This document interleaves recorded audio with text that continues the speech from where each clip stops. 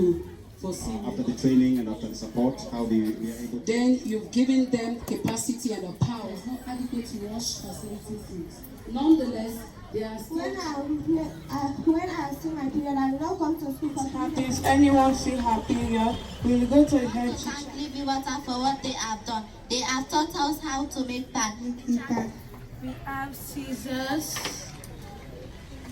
cards, needle and threads.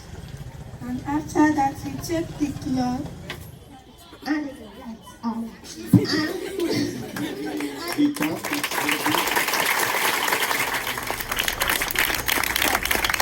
And then what happens? They drop out of school either by being pregnant or when their parents see them like this. Nature has blessed us, women and girls.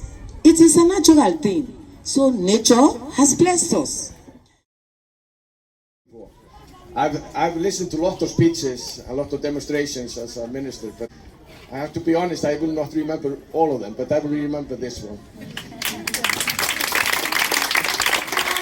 Come to school, to be educated. I'm overwhelmed with joy.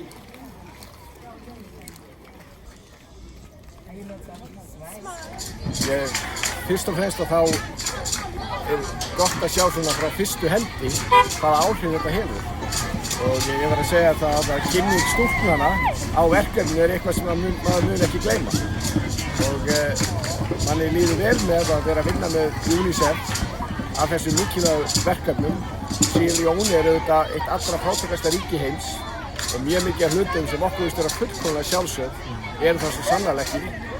Þetta verkefni sem við erum hér að vinna í samvinnu við UNICEF og fólki í Sierra Leone að það að skila því að stúlkur ekkert eftir í jafnmiklu skóla eins og áður og geta miklu frekar nýtt þau tækifæri sem lífið hefur upp á að bjóða.